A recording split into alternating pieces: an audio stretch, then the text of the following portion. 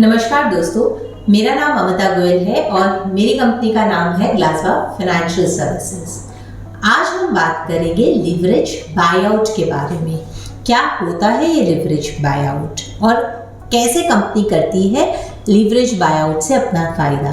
Suppose मुझे एक company खरीदनी है जिसकी वैल्यू है 20 करोड़ और मेरे पास सिर्फ खरीदने के लिए 4 करोड़ रुपए हैं, तो मैं मार्केट से बाकी 16 करोड़ का डेट लूंगी।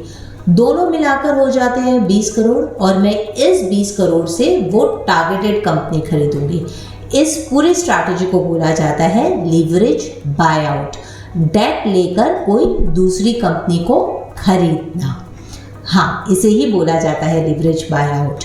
लेकिन इंडिया में लिवरेज बायआउट स्ट्रैटेजीज करना इतना आसान नहीं है, क्योंकि आरबीआई ने स्ट्रिक्ट रेस्ट्रिक्शंस लगा रखे हैं कि आप डेट लेकर दूसरे कंपनी के शेयर्स बिल्कुल नहीं खरीद सकते। तो कैसे करेंगे हम लिवरेज बायआउट? इसके भी काफ़ी सारे तरीके हैं कि लिवरेज बायआउट किस तरीके से और कौन सी स्ट्रैटेजी से किया जा सकता है।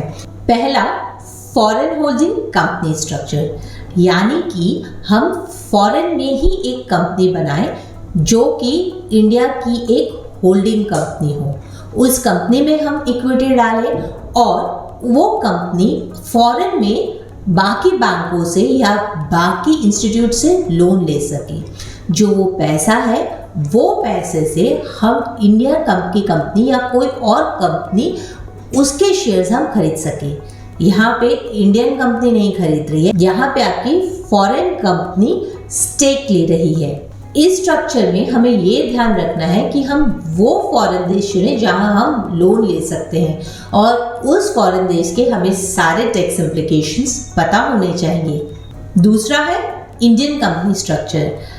इस स्ट्रक्चर में आप इंडियन कंपनी में ही एक होल्डिंग कंपनी बना सकते हैं और ये होल्डिंग कंपनी लोन लेगी फॉरेन के बैंक्स या फॉरेन के इंस्टीट्यूट से। जो वो लोन लेगी आप इंडिया में एनसीडी के रूट से या एनसीडी के स्ट्रक्चर से ला सकते हैं और वो पैसा आप यूज कर सकते हैं अपनी कंपनी के कोई भी कंपनी के बायआउट में। तीसरा स्ट्रक्चर है एसेट एक्विजिशन स्ट्रक्चर। ये स्ट्रक्चर बहुत ही सिंपल है और ये इंडिया में काफ़ी यूज होता है। इस स्ट्रक्चर में आप सिर्फ कंपनी के एसेट्स बायआउट कर लेंगे, कंपनी के कोई भी शेयर्स बायआउट नहीं करेंगे। आपको एसेट एक्विजिशन के लिए लोन मिल जाता है। हाँ, आपको ये ज़रूर ध्यान रखना होगा कि अगर आपने अपने डेट में कभी भी टाइम पे रिपेमेंट नहीं किया तो बैंकर या इंस्टीट्यूशन आपके एसेट्स को फ्रीज कर देगी। दोस्तों, इसी तरह और फाइनेंशियल टर्म्स या और फाइनेंशियल टिप्स जानने के लिए आप हमारे YouTube चैनल के साथ जुड़े रहें और हाँ, हमें लाइक, शेयर और सब्सक्राइब जरूर करें। Glasba Financial Services, for all your financial needs.